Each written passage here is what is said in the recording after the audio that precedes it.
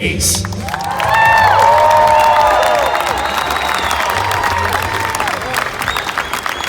That's it, honey.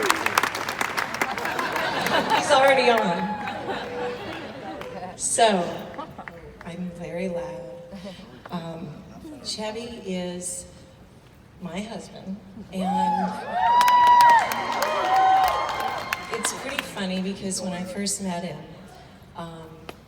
my idea of actors and actresses was to not give them that much attention because they were already getting so much. And I think that drew Chevy in because I wasn't falling for him right away, but I sure did eventually. He's an amazing guy. I think he's the funniest person on the planet. Everybody asks me all the time, is he as funny at home as he is in the movies and on television? And my answer is that he's funnier. Because at home, he doesn't have to filter himself, so. All right, so ladies and gentlemen, Chevy Chase.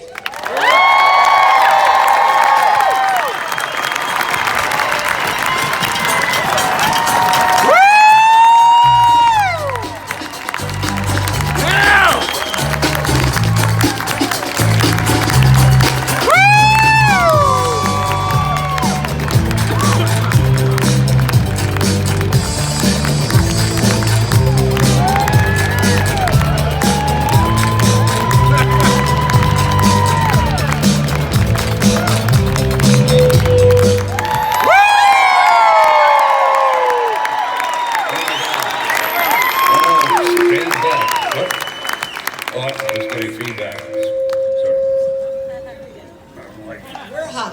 Hello? We're good. We're good. Can you all hear it?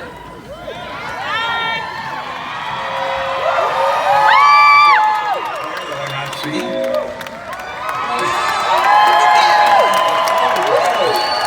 Oh my God. Oh, this is so nice. I mean, you know, I make movies and TV shit, but I never really know or connect with an audience. It's we're getting feedback, easy boy. And bring it back 3 dBm right now. He has a master's in sound engineering. Anyway, Yes. okay, another 2. There you go. And,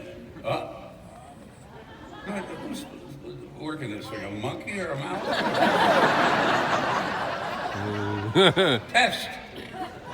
Oh, there's a nice look. In his 90s. You look good!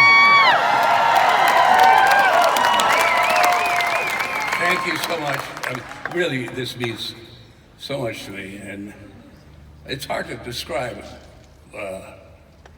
how it affects me because I don't have the chance much to see the very people who would go to a movie of mine or this and that and get this kind of affection. So thank you.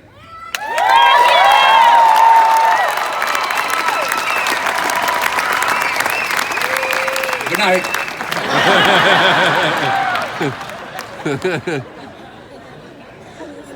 I love disingenuousness. It means so much to me. Give me $40.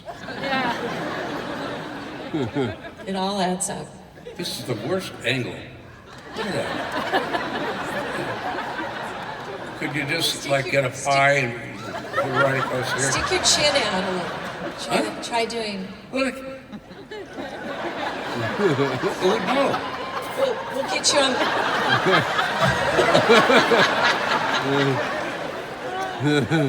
We'll get There he you on the is, big treadmill. boy, and his little wife. We'll get you on the treadmill when we get home. I'm sorry, what's he? We'll get you on the treadmill when we get home. There's nothing more refreshing than an indoor run. Well, I'll be okay. I am a little bit overweight. I'm 225. I should be 220. You look good! Oh my, this is wonderful. Look at this. Thank you. All right, take it over, honey. Let's see what we got here from questions, etc. We were going to talk about how we have our 3 daughters, Yeah. and Tony is You want me to talk about an how we made amazing them? father. How we made them, you mean? Yeah. No, he's been the best dad. We have 3 girls, and they're all very funny too, in their own ways. Humor and music rules the house. That's right. That's true. It's so fulfilling and wonderful to have those 3 who are now in their 30s, girls, who in some ways emulate me. How can you sort of not if your parent is, considered a star and all that? So, no, I mean, you could also pay no attention to them, and they could be bank robbers. In this case, we really loved each other and having these kids. It gives me a little more pull. Just made that up. It's a great pleasure, thanks. What? Well, one of the stories that I think is very interesting, at least when I first met you and you told me this story, is how you met Lorne Michaels. And how, therefore, you ended up on Saturday Night Live. Oh, my God. Lauren and I... Look at Lauren was at the Chateau Marmont in Los Angeles, West Hollywood. It's a sort of famous hotel where you can go out there and shoot up and die like John did. I mean, in other words, it's sort of got its own privacy. But anyway, with Lauren, and this is long before John did that to himself, he was auditioning writers. Well, but first you met him online at the movie theater. Oh, that's right. I met him. We were going to the 12 o'clock edition of Monty Python's Holy Grail. The midnight show. Midnight, right when it was over. And I'm friends with these people, at least Eric and John. And I'm always amazed at who the hell would think that of, Particularly seeing John, and knowing John, seeing him go, I pick my very nose at you. It's just wonderful stuff, and I was affected quite a bit by it.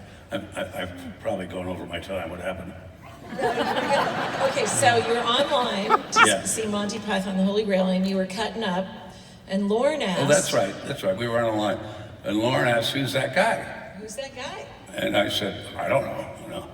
Lauren asked others. I think it was actually Rob Reiner was in the line too. He was not particularly important, but he was a friend. At that time, he was not a star yet or whatever. But he said that it was Chevy Chase. And Lauren asked if I would come up to the hotel room immediately. No. And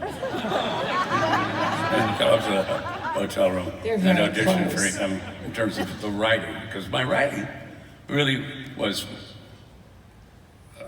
Groove 2, Mad Magazine, National Lampoon, Smothers Brothers? Huh? The Smothers Brothers? Smothers Brothers. Yeah, at that time I was actually still working for the Smothers Brothers, whose show just when it tanked finally. Not thanks to me, I could have. Yeah, anyway, that's how we met. And, the day I walked into that hotel room at the Chateau, I thought I'd be getting 15 minutes back and forth, whatever, like you audition people. I was there for the whole rest of the day with Lauren. We were so funny together. And all of these people came and auditioned their writing and their acting and this and that. And And didn't you bring John Belushi? well, that's right. I mean, ultimately, I said yes to this offer. You can please be. We need writers. I'll give you the head writer thing, but no acting. You're not allowed to act. So,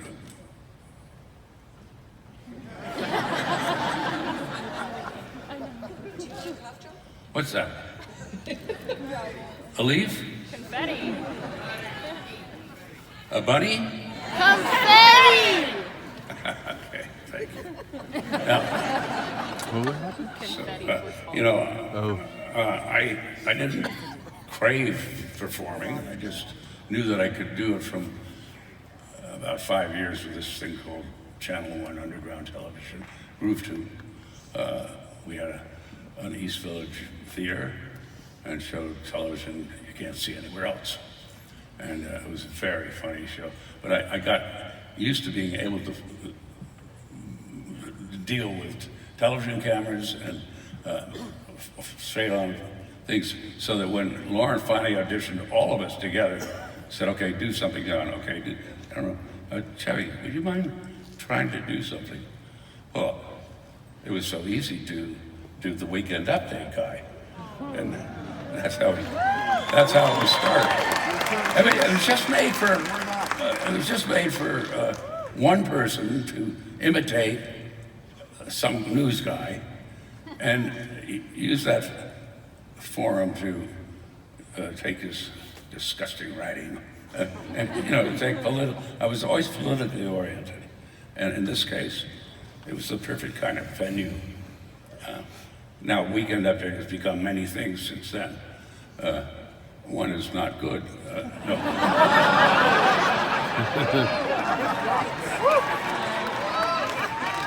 It's a sad rejoinder. It's just that I've watched it over the years. That and how we came across with Live from New York. It's Saturday night. Right. Because Howard Cosell had a show. Howard Cosell is a sportscaster, for those of you who don't know the name.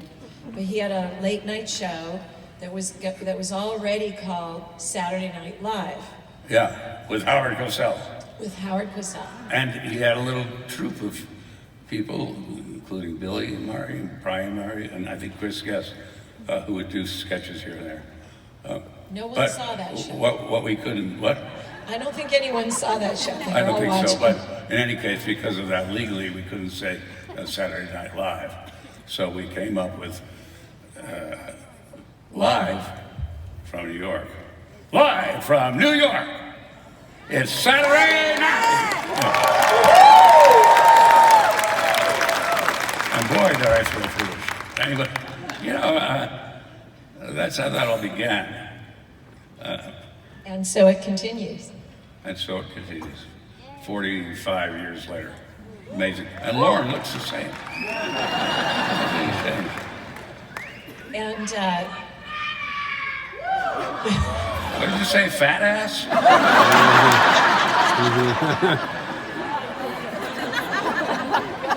so Chevy, the hat you're wearing, do you want to tell everyone a little bit about your hat? Oh, Yeah, someone knows.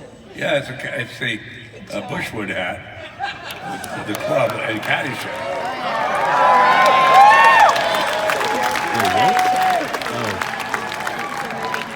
And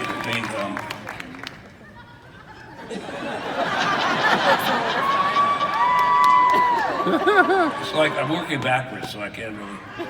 How's this? And on the back, Show them the back. it says, I can't show them. Okay. What does it say? I'm sorry, you won't be able to see. It's too much glow. Oh, wait a minute. Bitch, come see.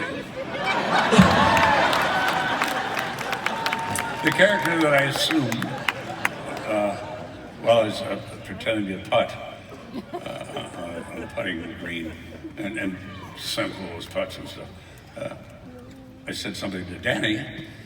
You know who this is? And he said, Bob Hope? No. Bitch, come see me, friend.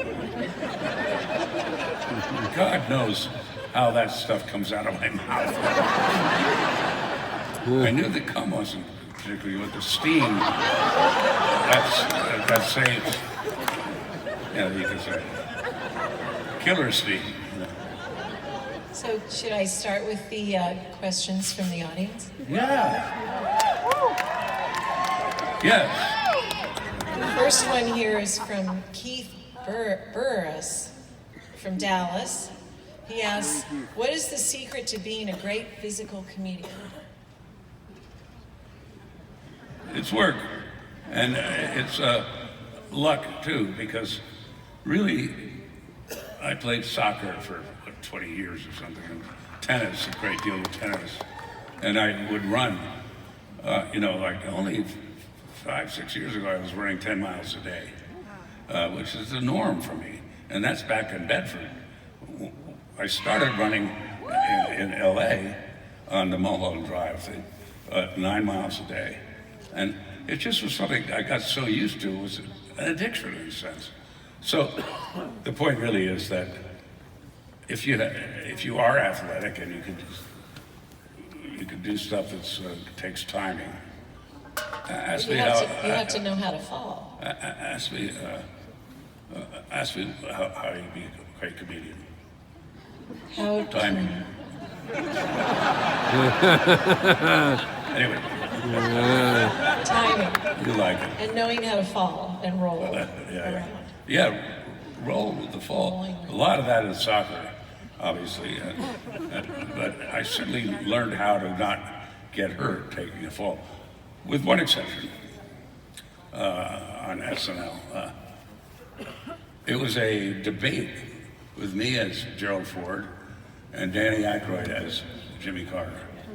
It was hilarious. And at the end of the debate, we both had a lectern, podium lectern. At the end of the debate, Ford is supposed to just fall over, flatten right onto the floor with the lectern. Willie Day was a guy about 88 who was the prop master of that show. And he forgot to put the foam, rubber and all that on the inside of it, so that I went down on wood, sticking up. And it was, I finished the show, but I was in the hospital for 2 weeks, I guess. Wasn't it a week? Sorry? A week in the hospital. A week, yeah. I had the flu. It was a bad injury in not a good place. I pissed blood, put it that way, on the show, in front of everybody. No. All right, so It didn't bother me that much. our next question is from Josh and Sean Smith. What was your experience working alongside Randy Quaid? How could you do a vacation movie, including without Cousin Eddie? Are you serious, Clark? What? Shitter's full. Shitter's full. They checked our shitters, honey. What a great straight guy I could be with him. He was very entertaining and good. I guess something's not going too well because he's hiding in Canada or something. It'd be very difficult for me to do anything without him in that, because it gives such a great perspective from both. And Randy just goes with it, Well, you serious? All that shit. Wonderful stuff, and I have to keep a straight face and keep moving. Okay, next question from Heather Peterson from Arlington, Texas. What advice would you give to someone married to Clark Griswold? Get a lawyer.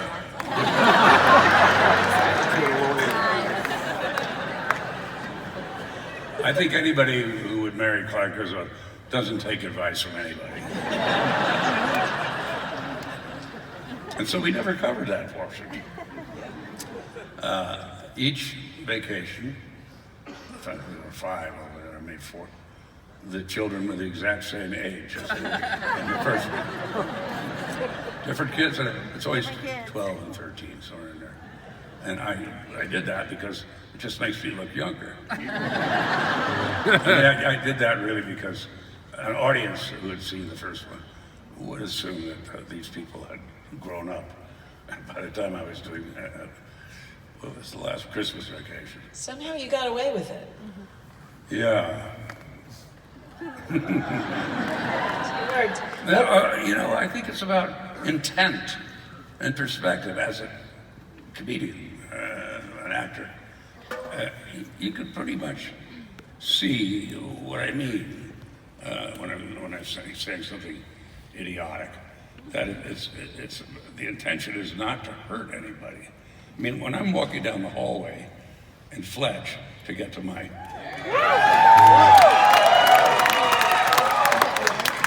I winged so much in my movies. And in this case, I was just walking to my door of my apartment to see what's his name.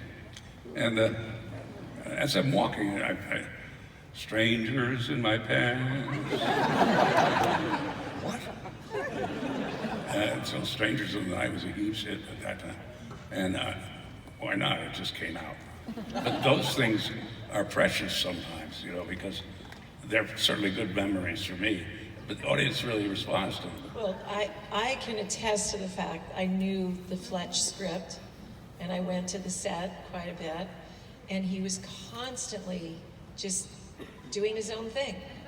And the director, Michael Ritchie, just let the camera roll, and he used it. Yeah. It's all the best stuff. Yeah. It wasn't written out, he just came up with it. Yeah, it's very improvisational and very immediate. And it's part of me. I mean, it's part of what makes things go for me. And of course, my dad and others who had influenced me over the period of time. This was me. And I thought it was pretty good when I look back at it. Not It's great. So? Don't call you Irwin. In Fletch, you get one. Oh, that's don't right. Call me. Fletch Irwin. And then at the very end, I think you say you can call Irwin me. and Fletcher, what? And at the very end, you say, okay, you can call me Irwin. Okay, you call me Irwin. All right, here's another question. In the attic scene, it's from Ted from Houston. In the attic scene, did you have any warning before they dropped the door open? Well, you're talking about a movie. I mean, warning. Take 19, I think I had an idea. And that's what makes making movies so exciting. I knew everything. We couldn't get out of Breckenridge, Colorado, which was filled with snow, and in which we did this snow thing. Me going, and all that. We had snow. Then we were supposed to leave and come back to Los Angeles, and I would do this attic thing. Most of it improv. But we couldn't get out. You got stuck from the weather, right? What are we talking about? You were stuck. In Breckenridge, it snowed and you couldn't Oh get yeah, out. we couldn't get out. And so I laughed just thinking about it. Anyway, you should see my laugh cry thing. Anyway, we did it, and I was delighted because the attic that we found in that building that we were staying in was just right, really. So we shot all that attic scene there, like the second scene in the movie in terms of shooting, and just let it go. And nothing pleases me more than to step on a board that hits me in the head, the face, causing me to step back a little, and hit another board that hits you in the back of the head. That's a fun thing to do.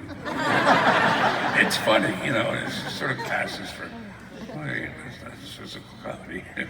That was another unscripted idea of yours. All right, next question. Is your character Clark based off a person you know? And this is from Kyle from Dallas.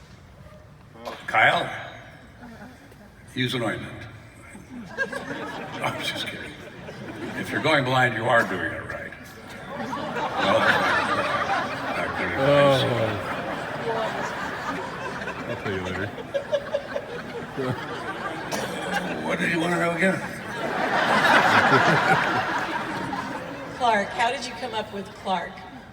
Well, you know, the very first Griswold movie was Vacation.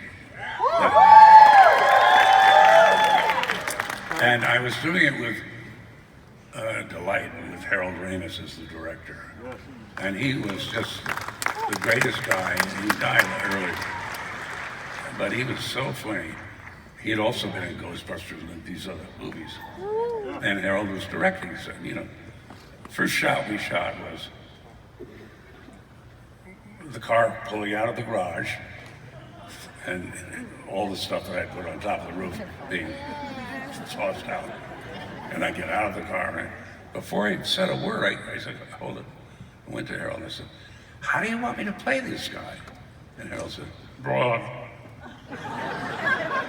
Okay. Sounded like him. I mean, I don't know what that's supposed to mean. Harold But Ramis. when somebody says broad, I go, ha! Wow! Sauce! You know, whatever comes to mind. Expletives that were once nouns.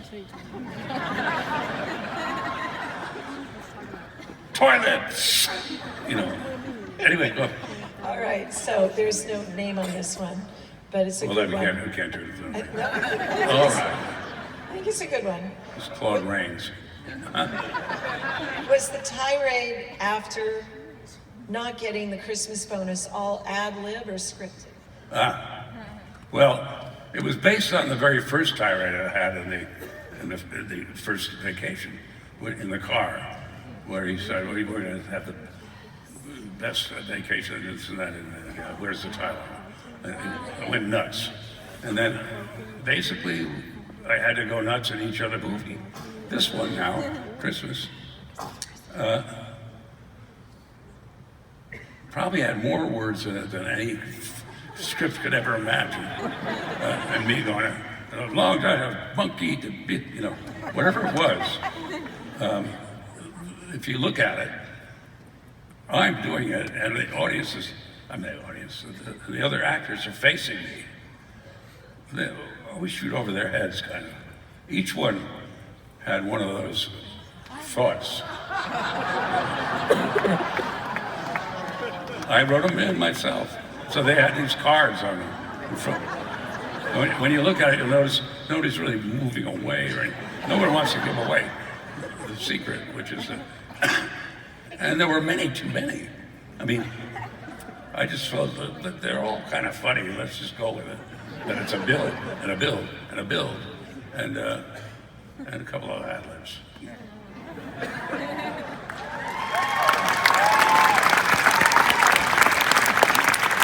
It's what I do. And then, this is about the same thing, but how many takes did it take? One. One. I got some.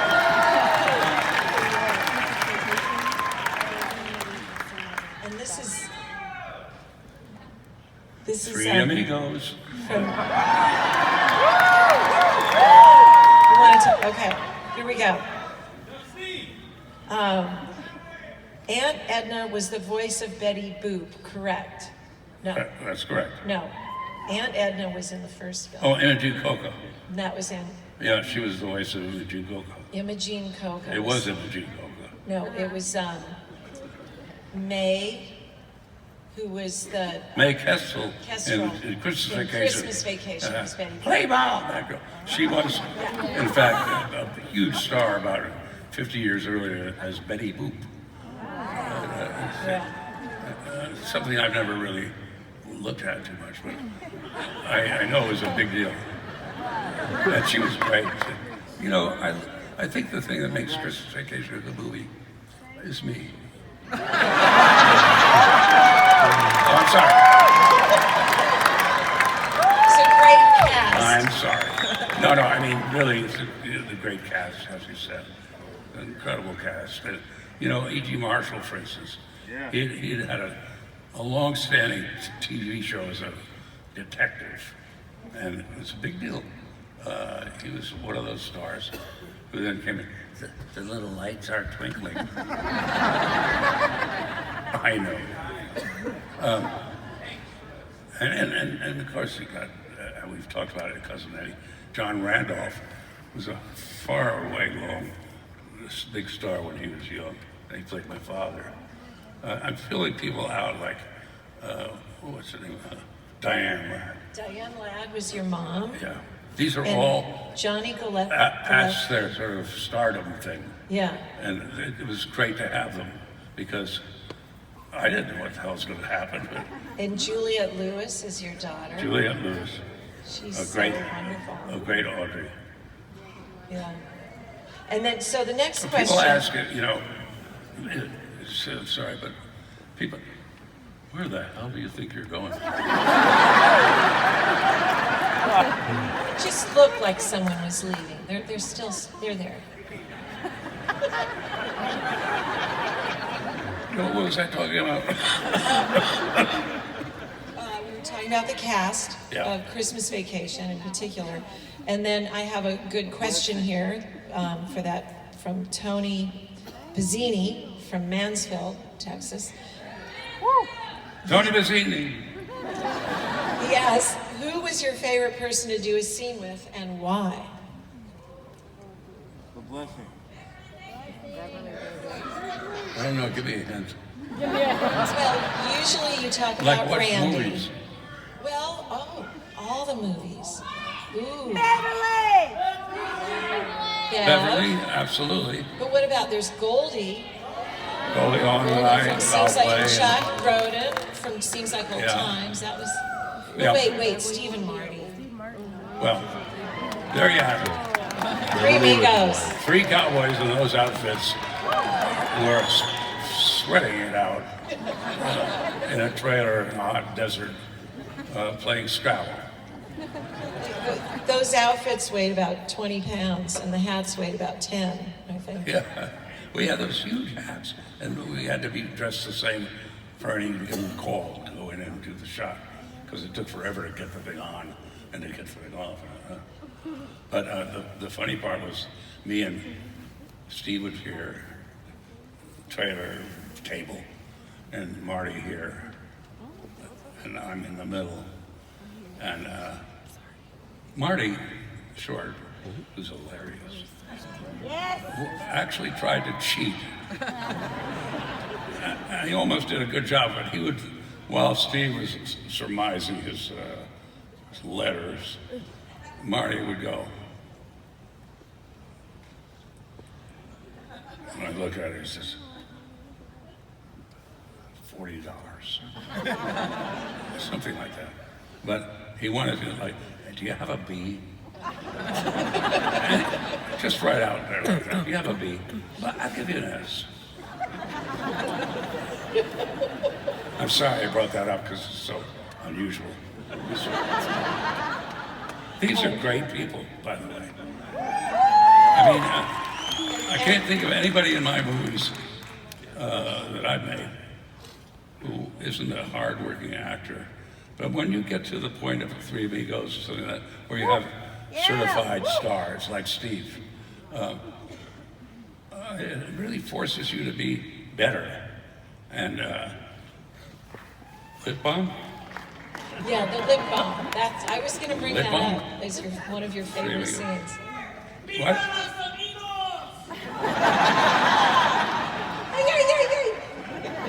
Uh-oh, here they go. All right, now I have a personal question. I think you'll enjoy this one, honey. Yes. This is from Brandon. He's all the way from Portland, Oregon. Ooh, my pants. And Brandon is asking, what is your spirit animal? I can't show it.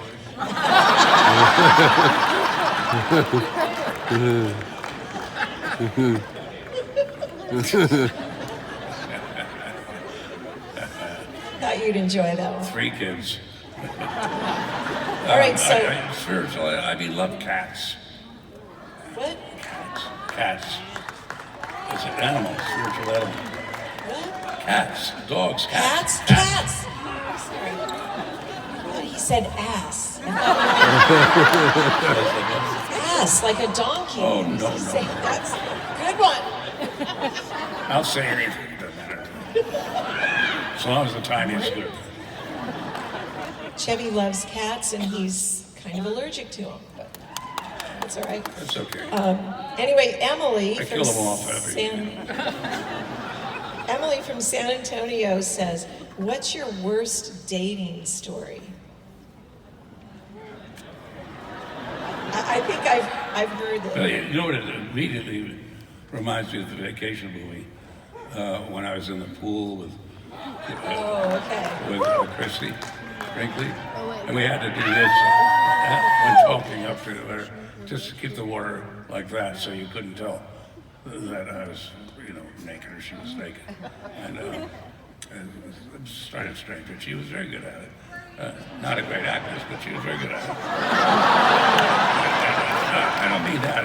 I don't mean that in an Very, insulting way. very, very photogenic. Very. Extremely photogenic.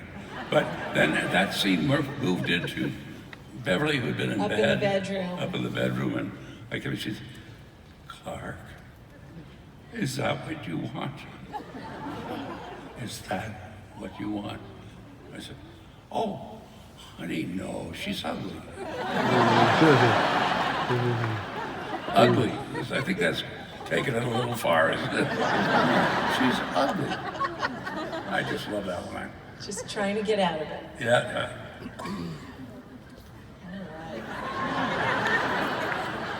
What? Okay, Dane Fainstock from Chicago Oh yeah, I know that guy. wants to know, do you enjoy playing piano? I do. It's probably my first love or second love, somewhere in there. I play jazz piano, and I've taught myself since I was in my 20s by ear. It just happens that I inherited from my father and my mother great ears. You have perfect pitch. By the way, yeah. So it was perfect for me to, for instance, get to know and be close to Bill Evans, who was a great pianist back then. And Look him up, Bill Evans. oh God, nobody knows. Really beautiful jazz. It's probably the best you'll ever hear in terms of the piano and improv. So I would even be in his living room, Bill, while he's trying. I said, Bill, I'd do anything to be that good. He said, it's easy, champ. 8 hours a day. And he meant it. It's just before he could go down to the village gate to the village vanguard to perform. In the meantime, that whole day had been spent practicing new thoughts and ideas. And it was quite remarkable. And to me, I never read music. I couldn't. I still like help from anybody. But for the most part, I had to rely on my ear. If I heard a chord or something that he did, I might play it back and, oh, that's a fourth with a, that kind of thing. Well, I can say I grew up in a somewhat musical family, not like yours. And I was so amazed that I would think of a song, remember that song, and start to, when we were first getting to know each other, and you'd say, oh yeah, and you'd go sit at the piano and you'd be playing it. Just from your head. It's crazy. I'm playing it with my head, actually.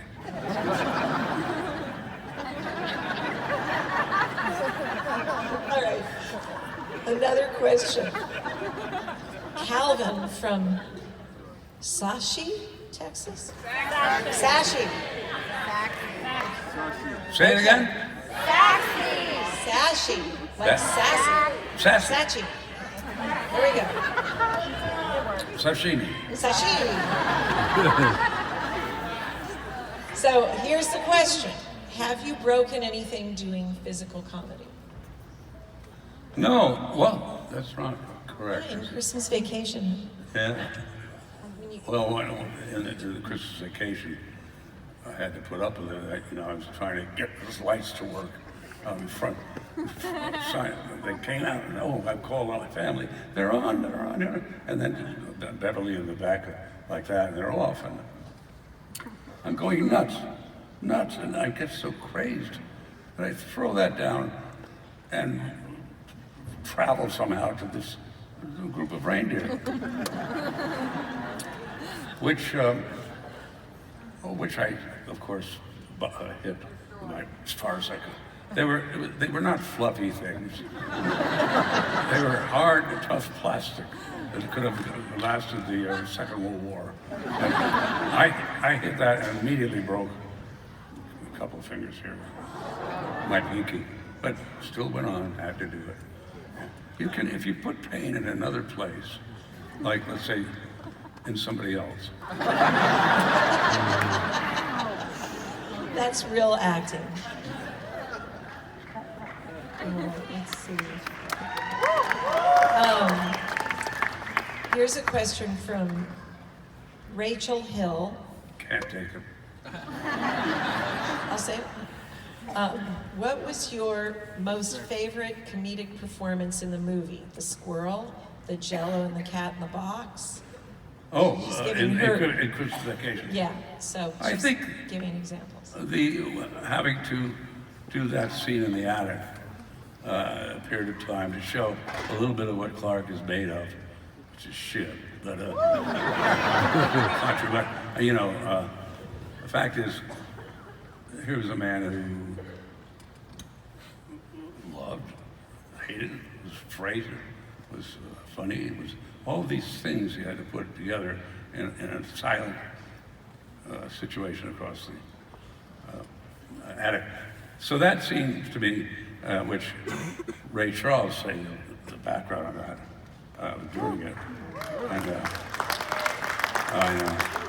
And I'll tell you another Ray Charles story. But in this case, he gets to this point in the Christmas is and he goes, which leads into something like morning of it, but bam to the floor. Me sitting there and getting all that, and then bam, beautiful, comic, physical stuff. Now, I mean, for me, but it seems to entertain too, which is what I'm supposed to do. What are you laughing about? Okay. I'm gonna run out of questions. Come on, honey. Okay, here we go. Brian Gray from North Richland Hills asks, I read that you never rehearsed before a scene. Is that true? No. Well, how the cameraman going to know where you're stepping out? How are they going to block you? How long will the scene be? What can we cut? What can we add? All of those things take place immediately. And you run. I can't think of a scene that has a lot of dialogue that isn't really winged, because there's too many people involved who could, prop guy, a lighting person, or a grip. They all have their own jobs, and it's as tight as you can imagine making a Hollywood movie or whatever we call these things. And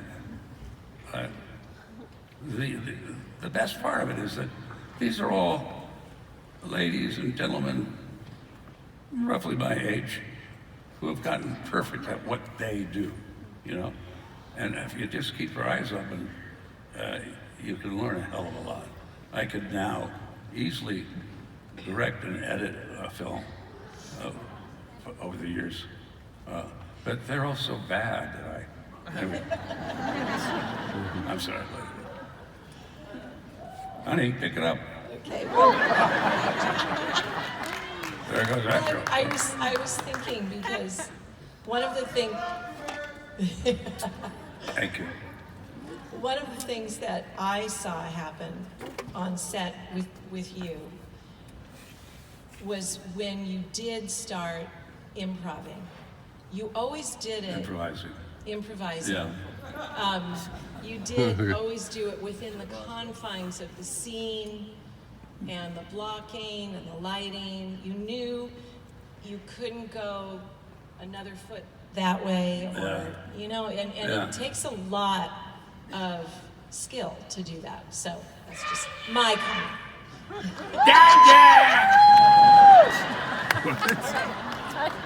So here we go. Yeah. Sean from Flower Mound. Flower Mound. Whoa. Flower Mound must be beautiful. I heard you turned down the role of Forrest Gump. Is that true? And if so, why? And how do you feel about that now? I mean, I was getting scripts quite a bit all the time. Warner sent me that. I read it. You read it too. It was great, but it wasn't my. It wouldn't have in the reading of it showcased in some ways the kind of humor that I have. It was more for a guy who can imitate, a person who can come up with a character like Hanks, and talk that way for the rest of the, I just couldn't. I don't think I could ever establish a character on film where I'm going, I don't know. Well, check the car, So in any case, I passed on it with this poor belief that it wouldn't go anywhere. And of course, Tommy Hanks shot it and it went through the roof. Very good movie. Yeah. Thank you. That's a nice way to say we would have loved it if you took it.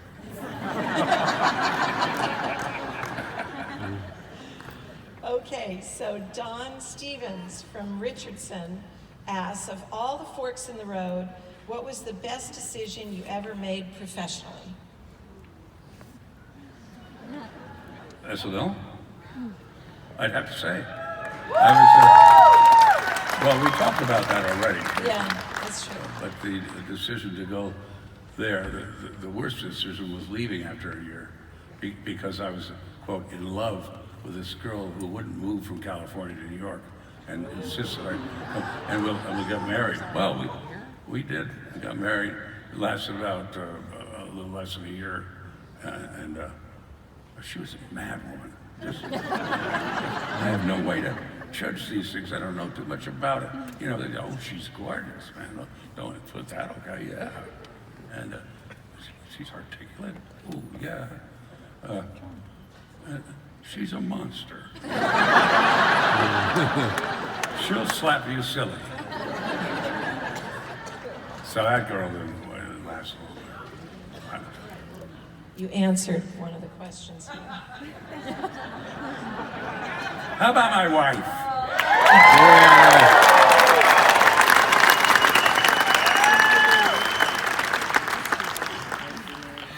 40 years.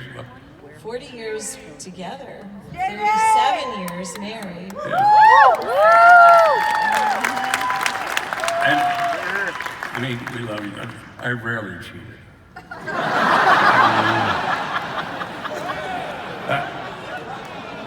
Look out. Okay.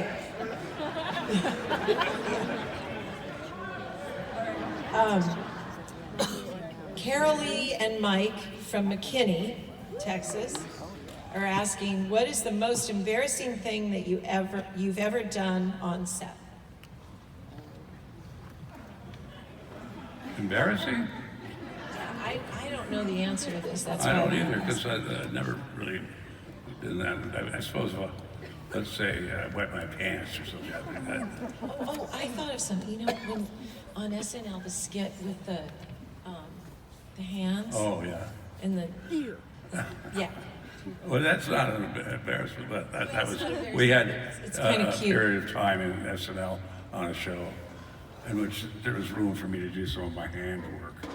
And so imagine that I'm behind, all you can see is the hands, and it's like this. Who is it? It's the milkman. The milkman? I can't open the door of my underpants. You have a hole in your underpants? Let me in, I'll get it open for you.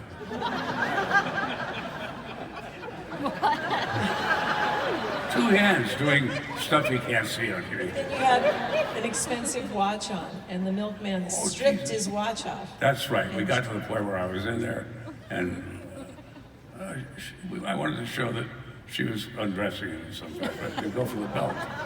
I wasn't thinking too clearly because it's about 7 feet above concrete. And yeah, she took the belt off and bam, watch went down. And there went that watch. That was that watch. And then also, when you were scouting for to find the house for Oh. Christmas Vacation. Yeah. You know, that house that was in Christmas Vacation was also the same house that did Lethal Weapon. And so it goes. I mean, these lots that Warner's or Sony or whatever have are filled with imitations like that. And the first time I was scouting and riding by these sort of group of houses, I noticed that with this house, there was a toilet, an actual toilet on the grass.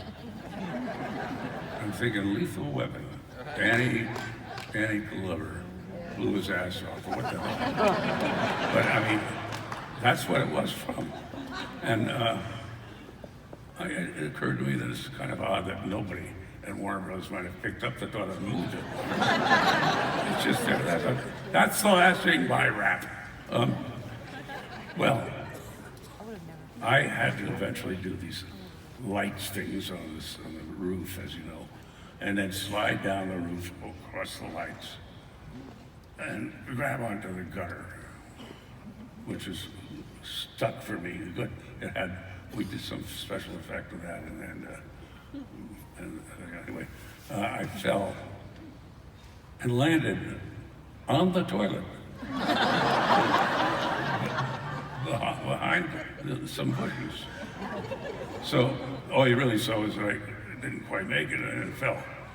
And then Beverly comes out and says, "Sparky, Clark, it's dinner." And you can hear my voice. It's going, "Okay, honey, I'll be right in." You know, like nothing. I did nothing wrong. Ouch. But yeah, Must have hurt. I didn't notice that it hurt that much. The worst one was the Danny and me, the debate. Oh yeah, the podium. Yeah. I'm not sure how you'll answer this one. I don't know. You know I'll So- be truthful. Of course. Melissa Went from Cincinnati, Ohio asks, please explain the Hang 10 and Let It Rip. Was it a voiceover after filming? No, No. Hang 10 wasn't. I say it all the time. Nice seeing it, Hang 10. It's just about a surfer with his Yeah. 10 toes across them. Well, you married a California girl. So Yeah, I know. Yeah. So that's what the other one was Let It Rip? Let It Rip. That sounds like a farting or something, but I wouldn't use Of it. course. Let It Rip. Let It Rip. Why not? It's good. Mr. President, let it rip. And then here's a question from Scott Boderies. Baudouin Reese from Flower Mound. Hurry up. Another person from Flower Mound. Whatever happened to Cousin Eddie? Did he get arrested for kidnapping? So You mean, yes. as it affects the movie? In the film, no. The movie's over by then, you know. I wonder what now is happening behind the scenes. It's the end of the movie, so Yeah. nothing. Right? Yeah, I mean, is that basically what the question was? Well, if you could imagine. if you could imagine. But I think what would he happen? says I have a Brian- feeling he would somehow get into that trailer with snots and somehow make it out, you know, slowly, 45 miles an hour all the way back to Canada.